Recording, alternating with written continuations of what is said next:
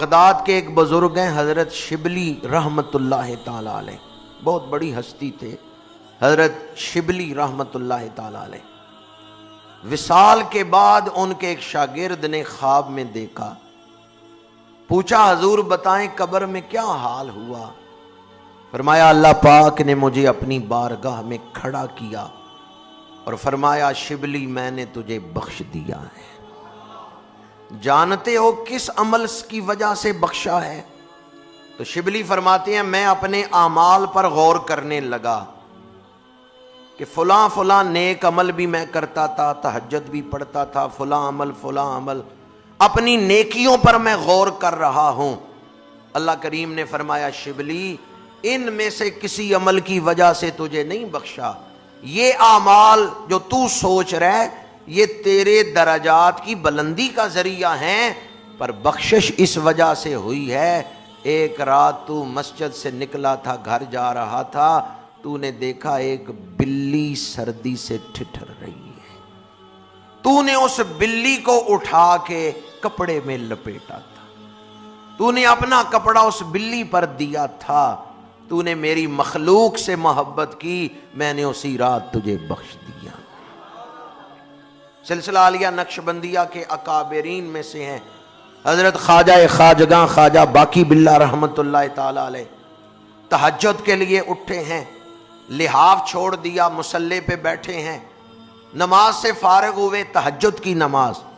سوچا اب باقی وظائف رضائی میں بیٹھ کے لحاف میں بیٹھ کے ہی پڑھ لیتا ہوں۔ مصلی سے اٹھے بستر کی طرف جانے لگے تو کیا دیکھا کہ آپ کے لحاف میں ایک بلی آ کے لیٹ گئی ہے اور بلی سو گئی ہے۔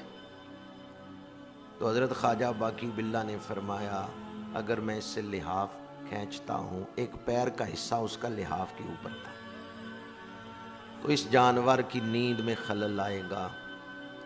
کوئی بات نہیں، یہ بلی لحاف میں سو جائے، میں درویش رات مصلی پہ ہی گزار لیتا ہوں۔ حضرت خواجہ باقی باللہ رحمت اللہ تعالی علیہ مخلوق خدا کے ساتھ اتنا پیار۔ تابعین میں ہے حضرت صفوان بن سلیم رضی اللہ تعالیٰ عنہ، صفوۃ الصفوہ کے اندر یہ واقعہ موجود ہے۔ دمشق میں ایک شخص نے خواب دیکھا کہ مدینہ منورہ میں حضرت صفوان وہ جنت میں ٹہل رہے ہیں اور کوئی آواز دینے والا آواز دے رہا ہے ایک قمیص کے بدلے انہوں نے جنت خرید لی ہے۔ کس کے بدلے؟ ایک قمیص کے بدلے۔ اب وہ شامی سفر کر کے مدینہ منورہ پہنچا، حضرت صفوان کے بارے میں پوچھا، ان کے گھر گیا، خواب سنایا، حضرت صفوان کی آنکھوں سے آنسو جاری ہو گئے، فرمایا میرا رب کتنا کریم ہے۔ واقعہ یوں ہے کہ میں مسجد سے نکلا تھا عشاء کی نماز کے بعد، مجھے ایک مسکین شخص نظر آیا جو سردی سے ٹھٹھر رہا تھا، میں نے اپنی قمیص اتار کے اسے پہنا دی، بس اتنی ساری بات ہے۔ شام سے جو بزرگ آئے تھے انہوں نے کہا میں نے خواب دیکھا ہے کہ آپ جنت کے باغ میں ٹہل رہے ہیں اور آواز بلند ہو رہی ہے کہ ایک قمیص کے بدلے انہوں نے جنت کو خرید لیا ہے۔ وَيُؤْثِرُونَ عَلَىٰ أَنفُسِهِمْ وَلَوْ كَانَ بِهِمْ خَصَاصَةٌ، ایثار کیا، اپنی قمیص اتار کے اس سردی میں ٹھٹھرنے والے شخص کو دے دی۔ اعلیٰ حضرت الشاہ احمد رضا خان بریلوی رحمت اللہ تعالیٰ علیہ سردیوں کا موسم آتا تو رضائیاں تقسیم کرتے تھے، سردیوں والے کپڑے تقسیم کرتے تھے۔ آپ کے بھائی آپ کے لیے ایک چادر لائے تھے، وہ انہوں نے آپ کو تحفہ دی تھی، تو ایک شخص سائل آیا، اس نے کہا جی چادر کی ضرورت ہے، سردی کا موسم ہے،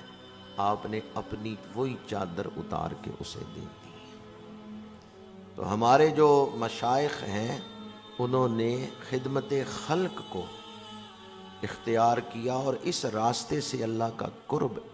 اپنایا، اللہ نے انہیں اپنا قرب عطا کر